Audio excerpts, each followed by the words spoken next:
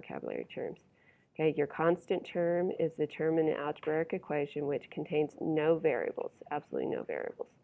Okay, and essentially that's where your x is raised to the 0 power.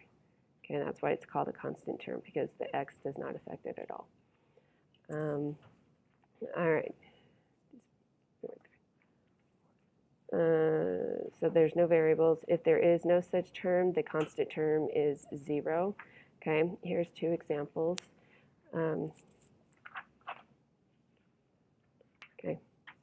Here's two examples. This one, the exponent is 2, the exponent is 1 here, and this one is your constant term. Now notice this one, you do not have a plus 1 or plus 2 or plus anything else, so your constant term is 0. Okay, a cubic function, you've seen them before, a polynomial of degree 3. What that means is the highest exponent is a 3. Okay, the degrees are just that's a term to describe the highest exponent used in a polynomial function. What amazes me is that these terms are all in alphabetical order, but some of the terms, like degree, is used in the definition of other terms. Anyway, so just when you say what's the degree of the polynomial, they just want to know what is the highest exponent. So let's look at some examples. In this one, your degree is 2. In this one, your degree is 7. Notice that usually your polynomials or your exponents are in descending order. So 2, 1, 0, 2, 1. This one has a degree of 2, an exponent of 1, and an exponent of 0. So usually they're in descending order, but sometimes they're not. In this case, this one has the x raised to the 7th power at the end. Okay, it's perfectly fine. Your exponent is 4 here. Now this one, it doesn't look like either of those have exponents, but again, if they don't have an exponent shown, then the exponent is 1. This one here, again, your exponent is 1, and this one, the degree is 0. Okay, hopefully you understand that. It shouldn't be too hard. All right, so we've seen coefficients before. Coefficients are the numbers that are in front of your exponent. So in this example, it's this one. This is a coefficient.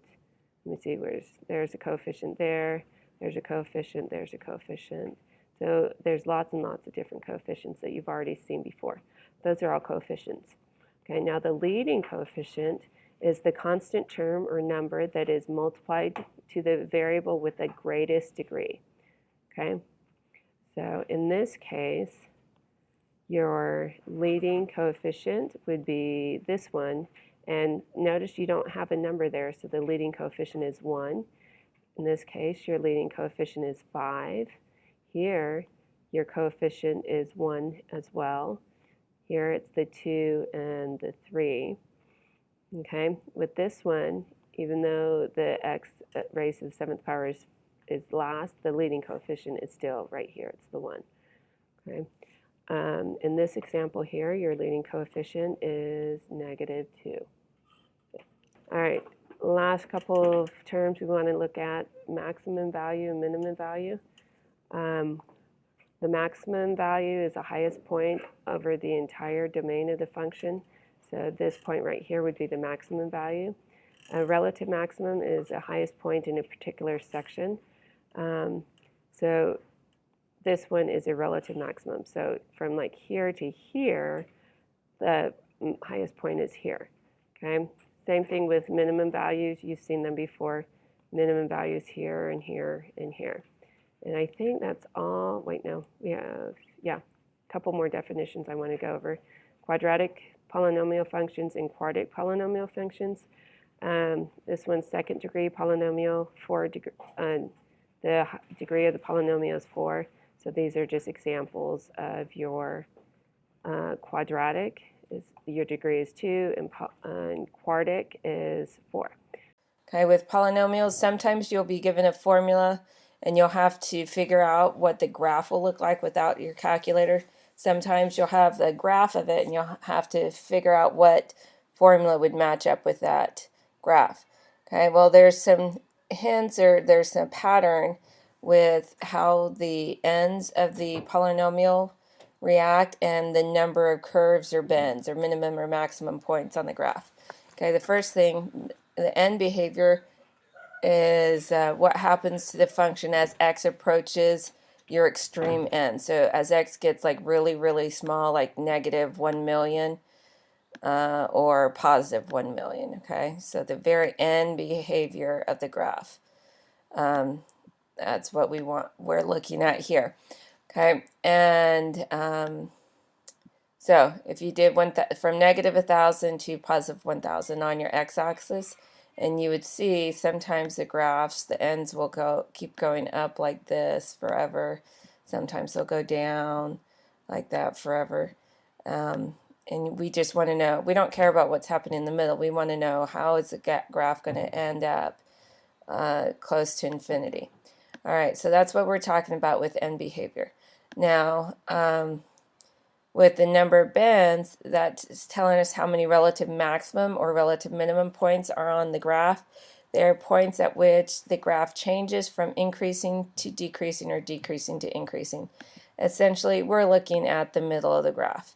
So if your graph goes like this, you've got one bend here, another bend down here, another one up here, and then another one down here. So the number of bends here would be 4. Okay, if you just had a quadratic formula, then the number of bends would be 1.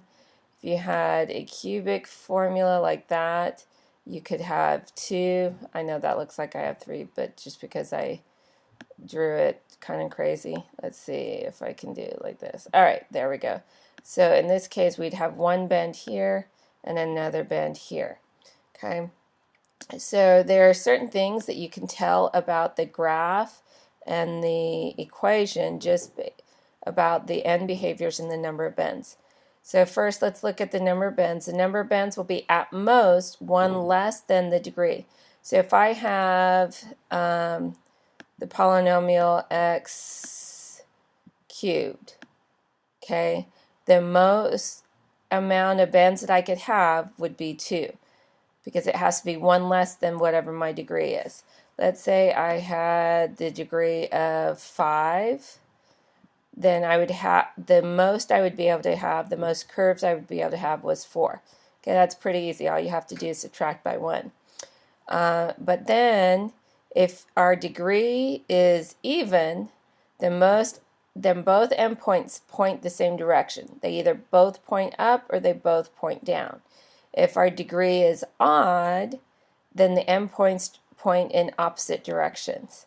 Okay, so for instance, our quadratic formula, if I have x squared, okay, my graph would look like this, where both endpoints were pointing up.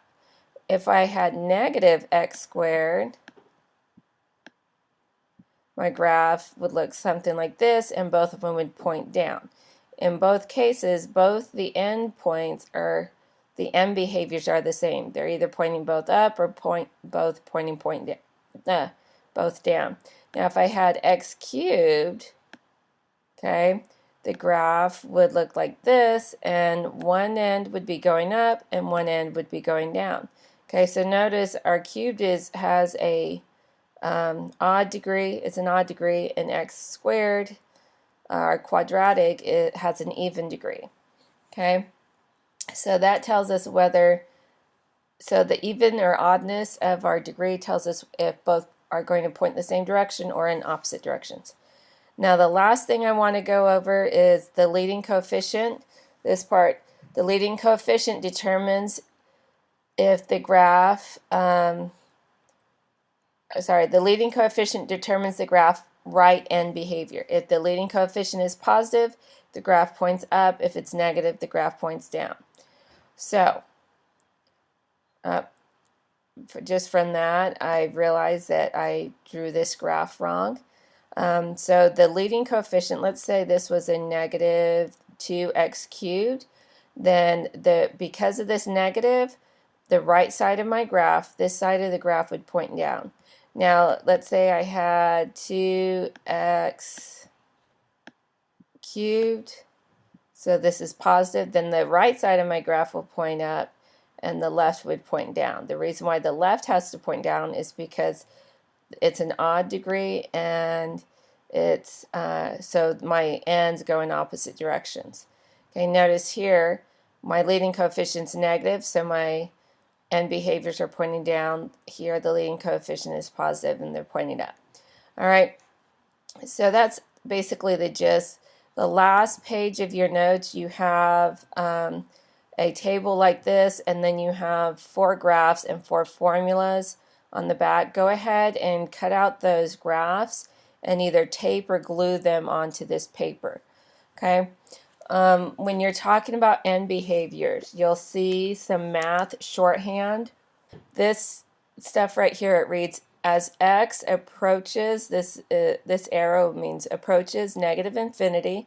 So this, you're saying on the left side of the graph, f of x, or your y value, approaches negative infinity. So essentially this part right here is just saying on the left side of the graph, the line is going down, and then on the right side of the graph, or as x approaches positive infinity, f of x, or your y value, is going to approach negative infinity. So just from reading this, you could say the graph is pointing down on both sides of the y-axis. Okay, so notice this picture is a quadratic formula, and both the left and the right side of the graph are pointing down. Okay, so this is the math shorthand. This is how you would read it. And then this is a picture of your graph. You do have these 4 graphs in your notes. Just cut them out and tape them or glue them. All right, so this next one, as x approaches negative infinity, y approaches positive infinity. And as x approaches positive infinity, y approaches positive infinity. So basically, on both sides of the graph, your end behaviors are pointing up. And then this one, your left side is pointing down, or it's decreasing, and the right side is pointing up. And then with this one, your left side is pointing up and your right side is pointing down. All right, so these are the 4 different possible scenarios. Now, you need to find the possible equations, or you need to match up the possible equations. With this, let's look at our bends. Because this only has 1 bend, I know that this equation has to be x squared. Because this has 1, 2, 3 bends, it has to be x to the 4th power, or a quartic. It's going to be a quartic function. And this has 2 bends, so this is going to be x cubed. That's supposed to be a 3 there. There we go. And then we have 1, 2, 3, 4. So this would have to be x to the 5th power. Okay, that's what I know just based on the bends. Now, because the right side is going down, this is going to be negative. The right side is going up, so this will be positive. The right side is going up, so you've got a positive function again. And then the right side is going down, so it's going to be negative again. So if you look at the 4 possible equations that are on the paper with the graphs, you should be able to match up the correct functions. We know that this one, the negative 4x squared, would match this. Notice we said it had to be negative. Our leading coefficient had to be negative, and it's squared because I just have 1 bend. And then this one would be something with a positive x to the 4th power. And then this one would be positive x to the 3rd power. And then a negative x to the 5th power. Okay, so that's how you can. You notice that we don't even know what's in the middle of these formulas. We're just looking at our degree and our leading coefficient. Okay, and we can tell whether the graph is going to go up or down. We can tell if one side is going up and the other side is going down. We can tell a whole bunch of information about the end behaviors and the number of bends. All right, so that's the end of the video. I hope you guys watch it for homework and are ready for the work tomorrow. Bye.